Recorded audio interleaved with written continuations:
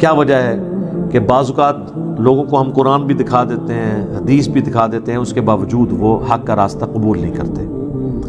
اور کیا وجہ ہے کہ اتنے بڑے بڑے علماء جنہوں نے قرآن کی تفسیر لکھی، احادیث کے ترجموں پہ انہوں نے زندگی اپنی بسر کر دی، اس کے باوجود گمراہی پہ مرے ہیں؟ انہیں نہیں پتا تھا قرآن و سنت میں کیا لکھا ہوا ہے۔ ایک تو وہ بابے ہیں نا جو صرف شعر و شاعری کرتے رہے، ان کو تو واقعی نہیں تھا پتا قرآن و سنت میں کیا لکھا ہے، لیکن جو قرآن کی تفسیریں لکھ کے گئے، قرآن کے ترجمے کر کے گئے، حدیث کی کتابوں کے ترجمے کیے، ترجمہ کرنے سے پہلے بھی وہ بریلوی تھے، ترجمہ کرنے کے بعد بھی بریلوی رہے، ترجمہ کرنے سے پہلے بھی وہ اہل حدیث تھے یا شیعہ تھے یا دیوبندی تھے، اور بعد میں بھی وہی رہے، ان کے اندر کوئی چینج نہیں آئی۔ ایسے بعض لوگوں میں آ بھی گئی، علامہ وحید الزمان جو تھے وہ دیوبندی تھے، بخاری کا ترجمہ 1920 میں کیا تو اہل حدیث ہو گئے، بعض میں آ بھی جاتا ہے چینج، لیکن یہ ایک ہی مثال ہے میں آپ کو جو 100 سال کی تاریخ میں پیش کر رہا ہوں۔ اکا دکا لوگ ہیں، یا مفتی عامر عثمانی ہیں جنہوں نے خلافت و ملوکیت پڑھی، اس کا جواب لکھنے کے لیے تو الٹا انہوں نے خلافت و ملوکیت کے دفاع میں 700 صفحے لکھ دیے، جو دیوبند کے مفتی تھے۔ تو لیکن یہ کوئی لاکھوں ہزاروں میں ایک دانہ نکلتا ہے، زیادہ تر یہی ہے کہ قرآن کی تفسیر لکھ کے فوت ہو جائیں گے، حدیث کے ترجمے کر کے فوت ہو جائیں گے، اور ایک رتی برابر اس میں سے حق قبول نہیں کریں گے۔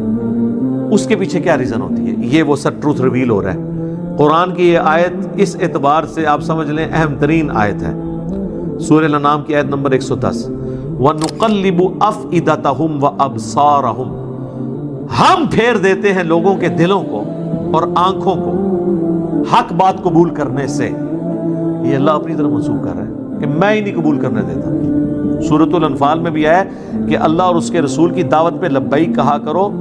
یاد رکھو اللہ تعالیٰ دل اور بندے کے درمیان بعض اوقات حائل ہو جاتا ہے اور بات سمجھ ہی نہیں آتی، اسی کو میں کہتا ہوں گیئر الٹا لگ جاتا ہے، جو سورۃ الاعراف میں آیا کہ پھر یہ حالت ہو جاتی ہے جب ہدایت کا راستہ دیکھتے ہیں اسے گمراہی سمجھنا شروع کر دیتے ہیں، اس وجہ سے اسے چھوڑ دیتے ہیں اور گمراہی کو ہدایت سمجھنا شروع کر دیتے ہیں، اسے ایکسیپٹ کر دیتے ہیں۔ بڑا خطرناک معاملہ ہے۔ اسی کو کہا گیا ختم اللہ علی قلوبہم وعلی سمعہم وعلی ابصارہم، ان کے دلوں پر، آنکھوں پر، یعنی دل سے مراد عقل، چاہے دماغ ہو یا دل، کوئی بھی چیز، کیونکہ لٹریچر کی زبان میں قرآن بات کرتا ہے، اللہ تعالیٰ کی طرف مور لگ جاتی ہے۔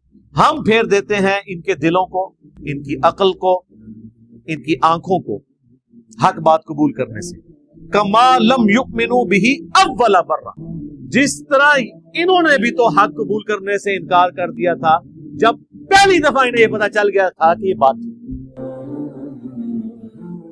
ایسے ہو جاتا ہے۔ میرا خیال ہے اس کی نمائندہ مثال ابو جہل ہے، اسے بالکل صحیح سمجھ آ گئی تھی کہ یہ کیا ہونے جا رہا ہے۔